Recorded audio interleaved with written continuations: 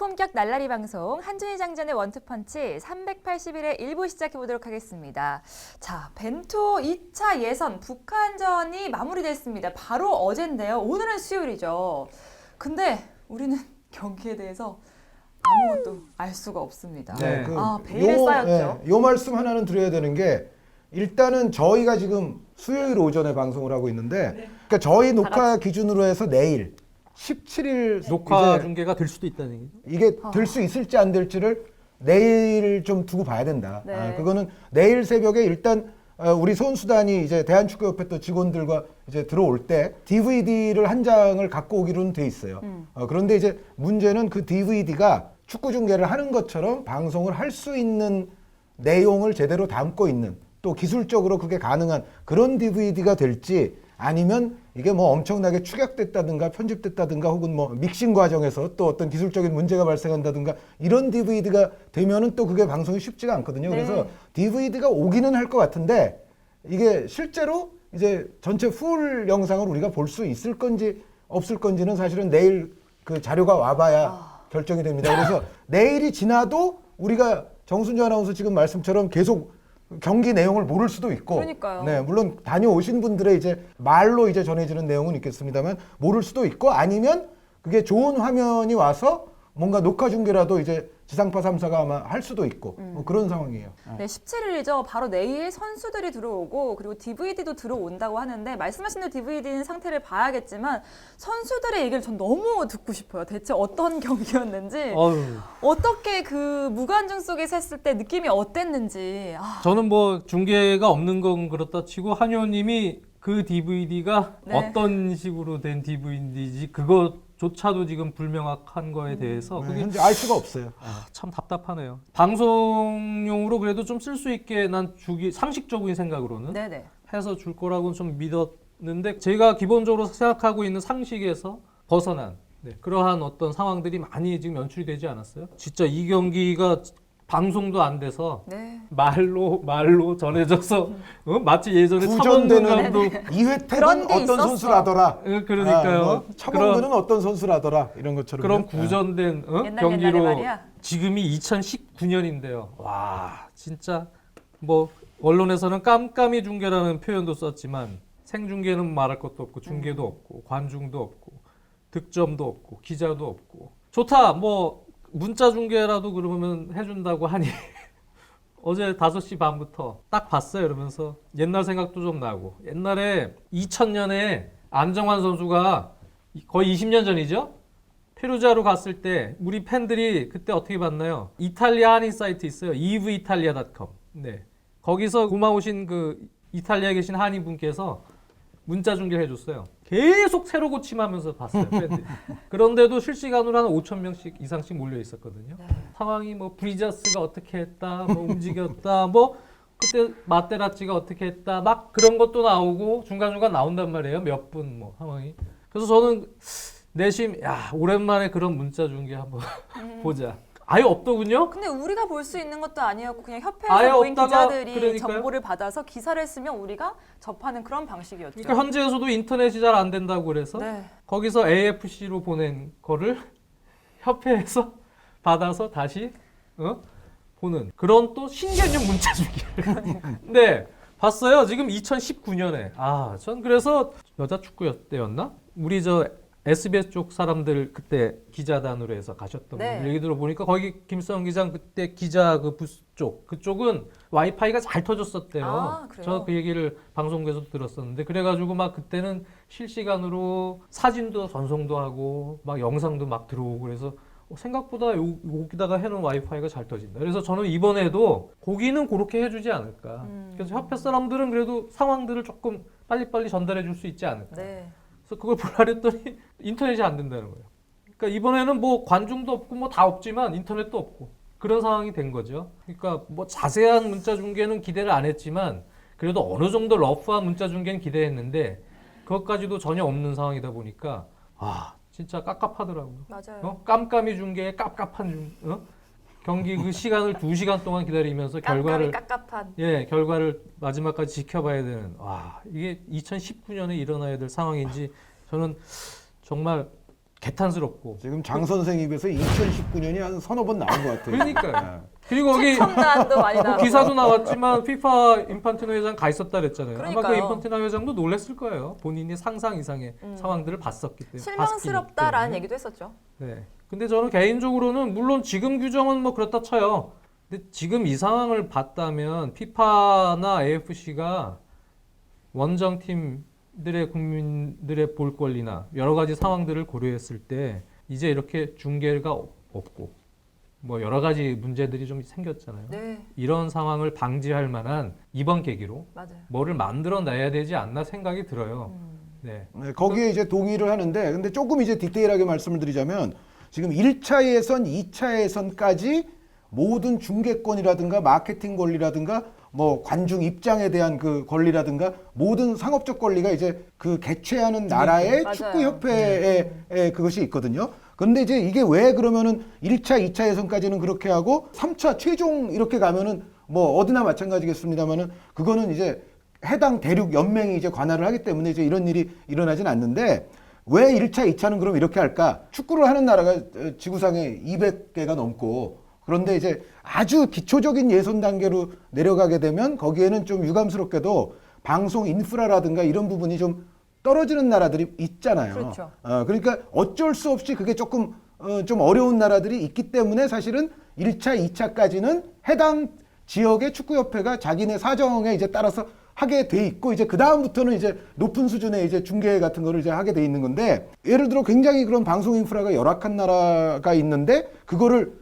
뭐 삽시간에 뭐 개선해 줄 수는 없는 거 아닙니까? 그러니까 장 의원님 말씀대로 결국 하려면 FIFA 차원에서 그리고 이제 FIFA와 각 대륙 연맹들 차원에서 뭔가 그런 인프라가 부족한 데는 뭔가 약간의 어떤 지원이나 기술적 지원 그런 걸 해서 결국에는 1차 예선이건 2차 예선이건 3차건 최종이건 할 것 없이 어느 정도 균질적인 중계라든가 그런 게 좀 이루어질 수 있게 돼야 되는데 그러자면은 제도적으로 확립을 해야만이 그런 게 가능하겠죠. 말씀하신 것처럼 어쩔 수 없는 부분에 있어서 주최국에 좀 재량을 부여하기 위해서라고 말을 했는데 사실 이 부분은 북한전은 어쩔 수 없지는 않았던 것 같습니다. 사실 한 1시간 전이었나요? 2시간 전이었나요? 많은 이제 방송사에서 분명히 표가 다 팔렸다. 그리고 국민들이 보러 올 거다. 그 기사는 또 뭐예요, 근데? 저는 또 결과적으로. 뉴스에서 결론적으로는 봤었는데. 가짜 뉴스 된 거 아니에요? 그러니까요. 네, 뭐 안표가 횡행하고 뭐 이제 그런 뭐 기사도 제가 손흥민 봤는데 뭐를 보려고 손흥민과 뭐 이강인은 쌀을 뭐 몇 굉장히- 킬로를 살 돈을 뭐 맞아요. 그런 기사는 봤는데 그래서 저희도 기대감을 가지고 그래 우리가 얘기했던 것처럼 이 원투펀치 얘기했던 것처럼 카드 섹션 기죽지 말아라 막 이렇게 했는데 아무도 없을 줄이야. 네. 정말 몰랐습니다. 기본적으로 기자도 안 들여보내고. 네, 그러니까 저는 이거 떠나서 뭐 이거 여러 가지를 다 얘기하는 거예요. 뭐 방송 인프라나 이런 부분 모르겠습니다. 그 어느 정도는 가이드라인을 좀 만들어놔야 되지 않느냐. 지금 이런 상황을도 피파가 지금 달궈할 상황은 아니고요. 네, 저는 네. 이것 좀 여쭤보고 싶은 게 한의원님은 북한을 가셨었잖아요. 네. 무관중은 아니었잖아요. 그때. 아니요, 제가 갔을 때는 그 같은 경기장인데요, 꽉 찼죠. 네. 예, 꽉 차고 제가 뭐 어제도 다른 방송 시사 프로그램에서 이야기를 했는데 가장 놀랐던 것 중에 하나가 그 5만 가까운 관중이 들어오는데 한 10분 만에 들어와요. 아주 빠르고 질서 있게, 네. 아주 조직적으로. 그러니까 저는 중계진이니까 당연히 먼저 가 있었을 거 아닙니까? 한 명도 없어요. 처음에는 관중석에 싹 비었는데 이제 딱 이제 들어오네 하면은 착착착착 한 10분 지나면은 5만이 정리가 돼요. 그러니까 저도 그래서 그 얘기를 저도 들었었어요. 그리고 빠져나갈 때도 또 그래서 마찬가지입니다. 아 밖에 있다가 한꺼번에 들어오려나 보다. 그때까지만 해도 두근두근 기대가 그렇죠. 그래서 많았죠. 관중이 좀 안 들어올 거라고는 사실 네. 상상을 못했으니까. 네, 어쨌든 그럼에도 불구하고 저희는 문자로 이렇게 간간히 선발이 어땠는지 경기가 어떻게 진행됐는지는 얘기를 들었습니다. 뭐 선발 스리랑카전 4골을 넣었던 김신욱 선수는 선발로 출전하지 않았었고 황의조, 손흥민, 나상호 선수가 선발을 했었는데 후반에는 또 나상호, 황희찬 선수가 교체가 됐고 황인범, 권창훈 선수 그리고 황의조, 김신욱 선수가 교체가 됐습니다. 그리고 또 후반에 좀 더 치열한 경기가 펼쳐졌고 후반 10분과 17분 김영권 선수와 김민재 선수가 경고를 받았다. 이 정도만 이제 문자로 확인을 할 수가 있었어요. 이걸 보고 좀 우리나라의 경기가 어땠을 거다. 아니면 좀 얘기를 해주신다면 제가 뭐 관심법으로 뭐 그걸 알 수는 없는데 어찌됐건 스리랑카전 멤버를 봤을 때는 네. 이 북한전에서 나올 선수들은 스리랑카전에서 어느 정도는 결정이 됐다라고 보여져요. 그러니까 손흥민, 남태희, 김민재 선수는 이제 중간에 교체를 시켰잖아요. 그리고 이제 나머지 선수들은 그냥 끝까지 뛰었단 말이에요. 그렇죠. 스리랑카전에서. 그러면은 끝까지 뛴 스리랑카전의 멤버는 아마 대부분 나오지 않을 것이다. 근데 그 가운데에서 사실 이제 김문환 선수 하나만이 이제 나왔던 셈인데 그거는 왜 그랬냐면 이용 선수가 이제 부상이 좀 있어서 네. 몸 상태가 안 좋아서 아마 김문환 나왔죠. 선수가 나온 것 같고 나머지 포지션은 스리랑카전 풀타임 뛴 선수들은 결국은 다 바뀌었고 그리고 손흥민 선수, 김민재 선수는 역시 또 다시 선발 라인업에 들어왔고 이제 남태희 선수도 선발이 아닐까 예상은 했습니다만 이제 그 부분이 조금 달라졌어요. 남태희 선수 자리에 어떻게 보면 황인범 선수가 들어왔고 말씀드렸던 대로 이용 선수가 몸 상태가 100%가 아니었기 때문에 김문환 선수가 들어왔고 요 정도만 이제 한 명 한 명 요 정도의 차이가 있었지 이 북한전에서 선발로 나온 선수들 라인업은 뭐 이건 예상대로였다라고 말씀을 드리고 싶고요. 그리고 저희가 이제 경기를 안 봐서 그런데 이제 이 라인업을 가지고 포메이션은 두 가지가 대체로 가능하거든요. 그러니까 손흥민, 황의조, 나상호 선수가 이제 양 3톱을 형성하면서 이른바 4-3-3 내지는 4-1-4-1 같은 그런 형태의 포진도 가능한데 혹은 나상호 선수가 이제 이재성 선수와 더불어서 약간 안쪽으로 좁혀 들어오는 사이드 미드필더로 들어오고 황인범 선수가 정우영 선수 앞에서 공격형 미드필더로 들어오는 이른바 다이아몬드 4-4-2 내지는 벤투 감독 식으로 이야기하면 4-1-3-2 같은 이러한 포진도 가능한데 과연 3톱이 양 사이드로 이제 펼쳐지는 4-3-3 내지는 4-1-4-1이 됐을지 아니면 말씀드렸던 다이아몬드 4-4-2 내지는 4-1-3-2 같은 유형이 됐을지 그러니까 황의조, 손흥민 선수를 투톱으로 활용을 하면서 어떤 포진으로 실제 북한과 싸웠는지는 그게 저도 궁금해요 지금. 그러니까 요 지금 나온 선발 라인업을 가지고 이제 생각할 수 있는 꾸릴 수 있는 포메이션이 두 종류가 네. 있거든요. 근데 제1 유형일지 제2 유형일지 요거는 DVD가 좀 오면은 좀 확인을 해봐야 되지 않을까 싶어요. 답답하네요. 근데 아마 뭐 축구협회에서 어저께 살짝 들어왔던 얘기나 아니면은 벤투 감독이 이제 그 북한 가기 전에 또 이번에 2차 예선 두 경기를 앞두고 했던 얘기를 고려해 보면 어제 멤버가 스리랑카전에서 게임 플랜 두 경기를 짤 때 네. 미리 사실 사전에 언론한테 약간 언지를 흘린 바는 있어요. 네. 그러니까 1차전 투르크메니스탄전 때 처음에 4-1-4-1, 그러니까 4-3-3이죠. 공격 시에 4-3-3 운영에서 잘 됐었다.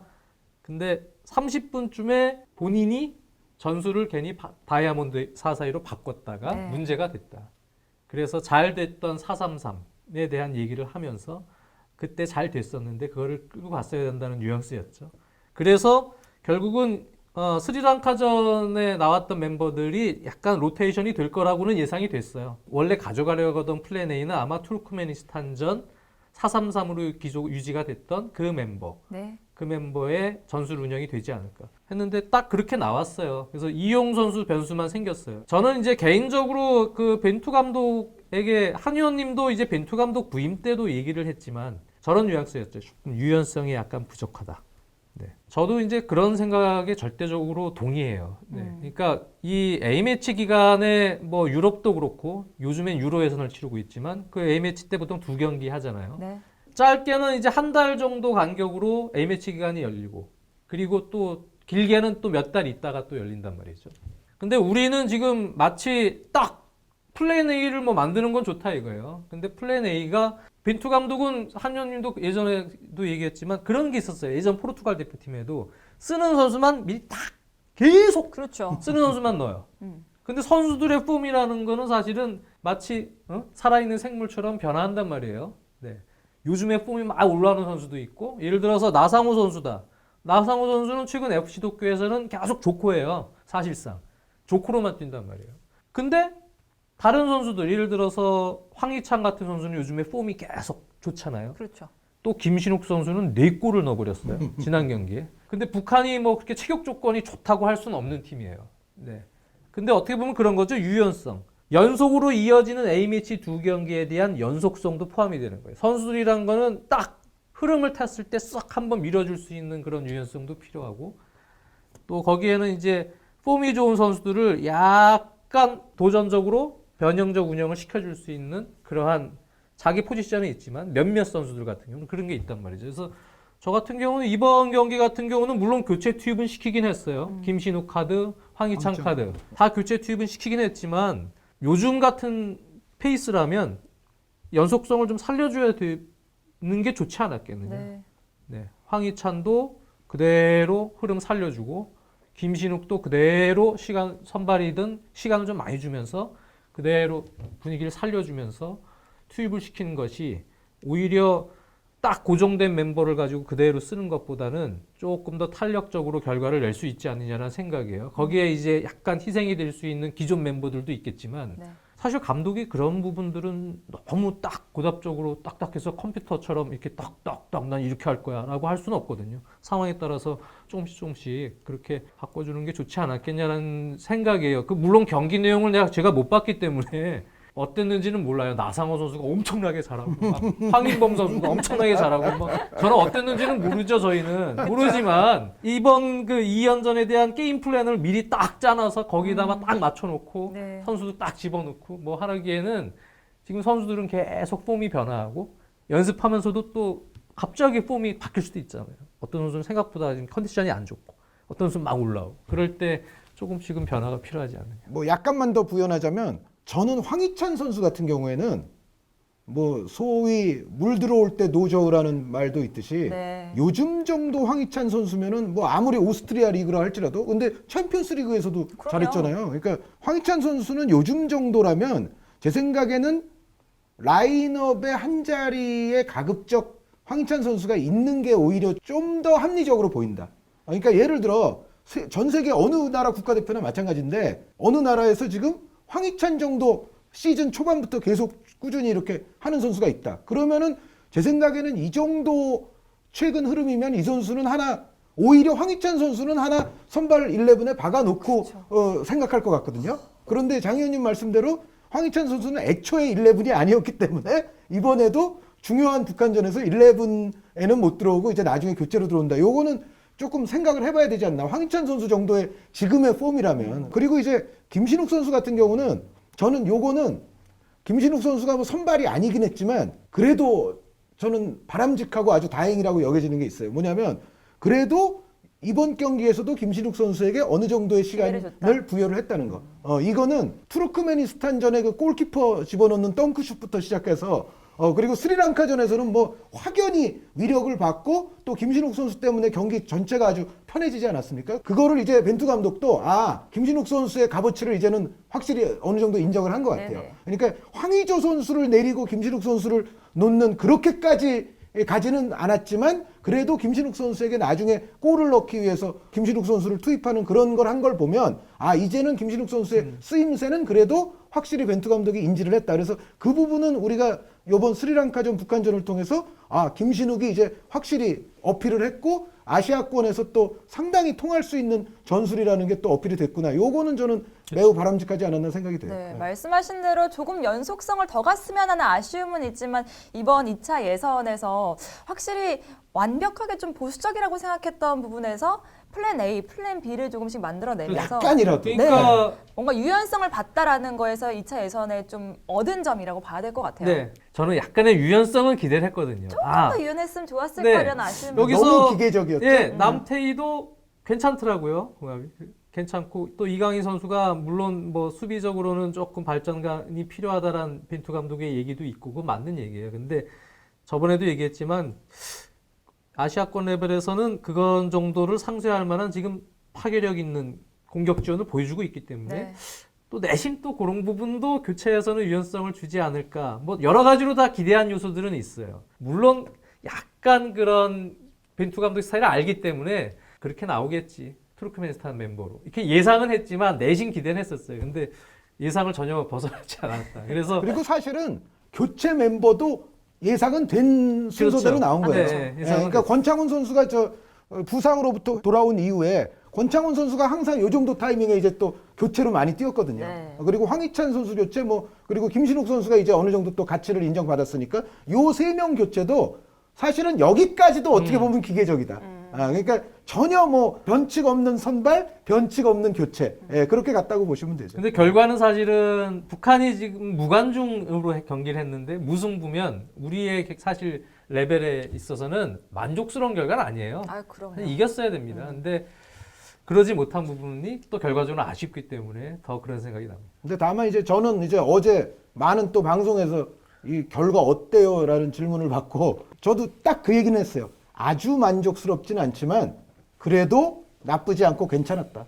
왜냐하면 여러 가지 정말 이례적인 환경, 정말 이례적인 상황, 생소한 여러 가지 것들 이런 상황에서 어쨌든 우리가 패하지 않았기 때문에 그리고 골 득실이 어쨌든 많아서 지금 이 2차에서는 무조건 1위가 중요하거든요. 그럼요. 2위가 되면은 다른 조 2위들과 또 따져봐야 되고 1위를 무조건 해야 되는데 1위가 어쨌든 우리가 1위 고수하는 데는 성공을 했어요. 다만 이제 아주 만족스럽지 않다는 그 첫 번째 말씀은 어제 우리 경기보다는 조금 뒤에 스리랑카 대 레바논전이 있었잖아요. 그런데 이거는 아무리 원정 경기긴 하지만 레바논이 거의 뭐 이길 걸로는 예측이 됐던 경기죠. 스리랑카는 사실 이번 2차 예선에 참여한 모든 나라들을 통틀어서 미안하지만 가장 약체급에 속하기 때문에 레바논의 승리가 유력했어요. 그러면은 우리가 북한하고 이제 비겼으니까 7점, 7점, 6점에 지금 승점이 됐고 네. 바로 우리의 이제 11월 14일 경기가 레바논 원정 아닙니까?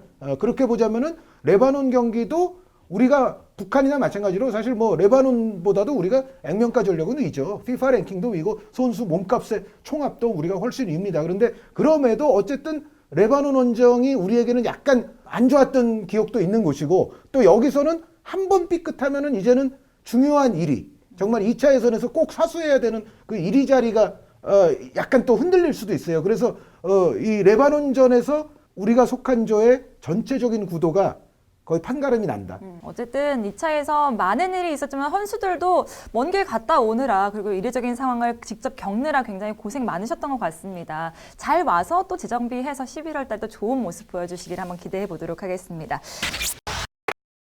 자, 요 얘기는 이제 마무리 짓도록 하고요. 승부 예측 얘기를 해볼까 합니다. 380회가 아니라 우리 80회는 안 했었고 379회 승부 예측 결과를 확인해 볼 텐데 어우. 요즘 장의원님 이상하게 폼이 좋아요. 네. 몇 주 전까지는 제가 폼이 좋았어요. 맞아요. 그런데 최근 몇 주를 봤을 때는 확연하게 장의원님의 맞아요. 폼이 장의원님. 제일 나아요. 그러니까 우리가 하나 맞힐 때 2개 맞히고 맞아요, 항상. 우리가 꽝 할 때 하나 맞히고 맞아요. 폼이 이게 좀 무슨 의미가 아니 의미가 있죠 그래도. 그럼요. 나중에 그래도- 다 차곡차곡 쌓이면 아, 그게 또 올킬을 해야죠.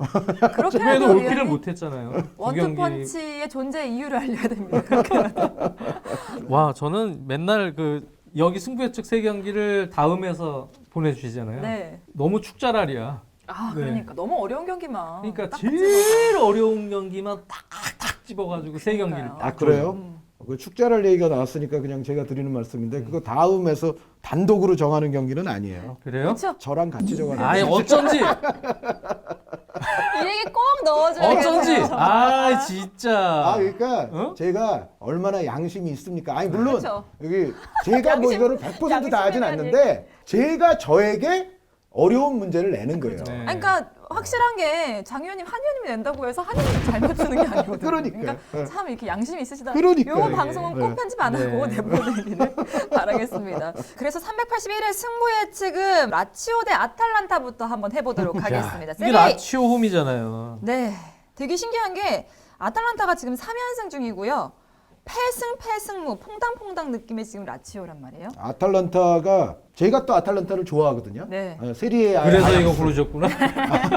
근데 이게 절대 답안지 유출이 아니에요. 제가 틀리지 않습니까? 그렇죠. 이건 저는 무승부. 무승부. 네, 저는 무승부. 라치오도 지금 순위가 사실 라치오가 그렇게 만족스러운 순위가 아니에요. 그렇죠. 현재. 예. 요거는 홈에서 아탈란타의 뒷공간을 다소간의 역습을 좀 성공시키면서 한 2대2까지도 날 수 있지 않나. 오, 골이 꽤 많이 나는 네, 경기. 네, 네. 사실 말씀대로 그럴 수 있는 게 리그 득점 1, 2 간의 대결이기도 하거든요. 지금 1위가 임모빌레 7득점, 임모빌레, 그리고 자파타가 6득점이에요. 두반 사파타랑 네.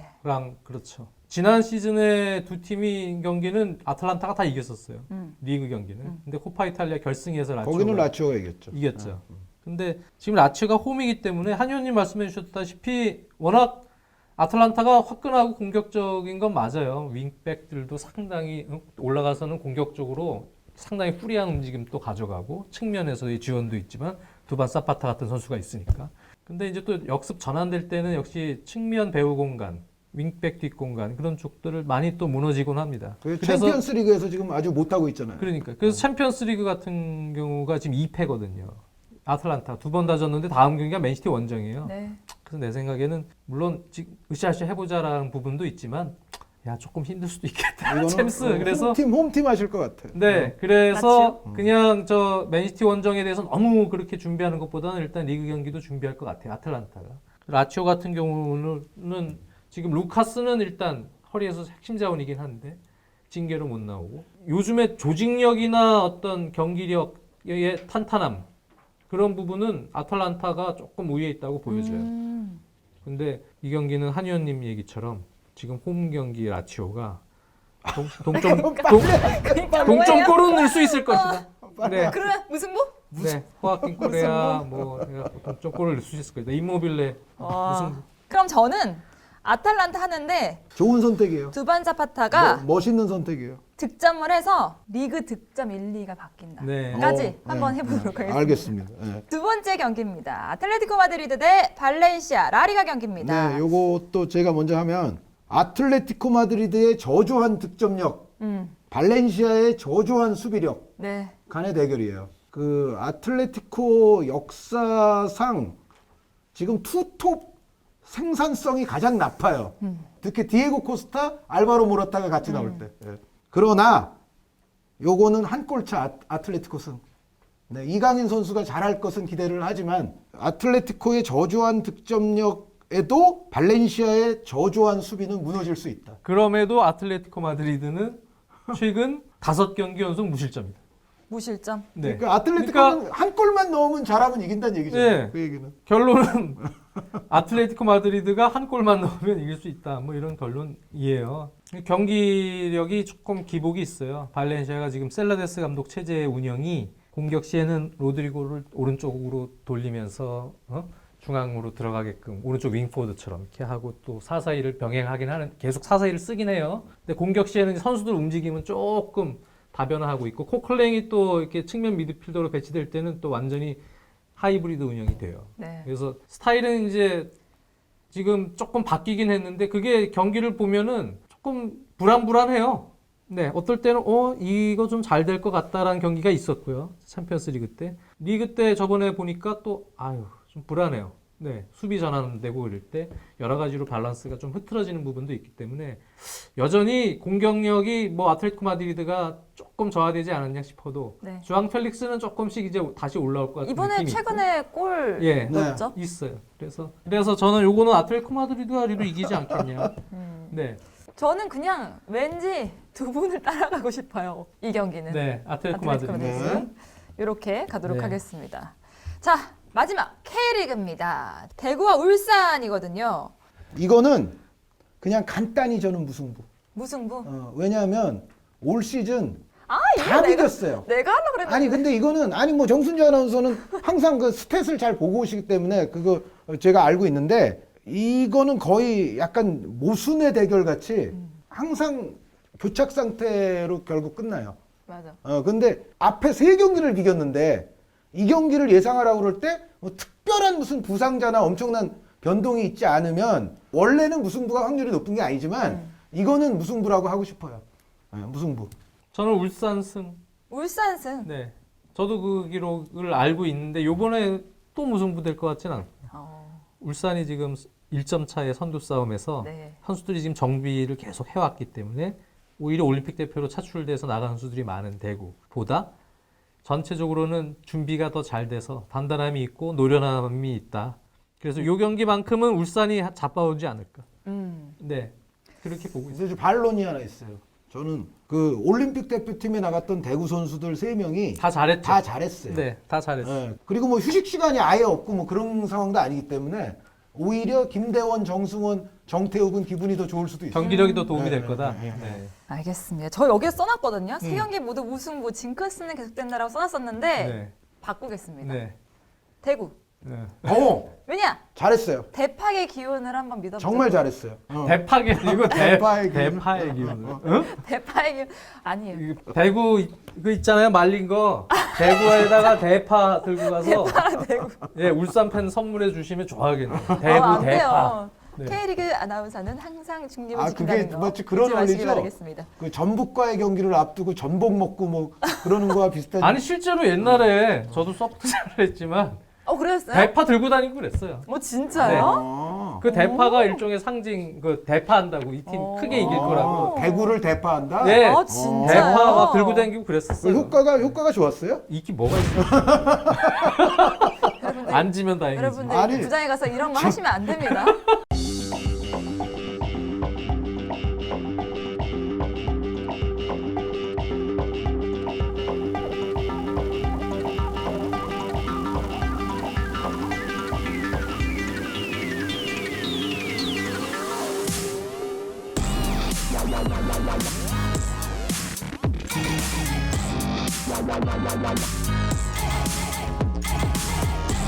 알겠습니다. 자, 이렇게 381회 1부 벤토 2차 예선 리뷰를 해봤고요. 그리고 승부 예측까지 해봤습니다. 저희는 다음 주 월요일 날 돌아오도록 할게요.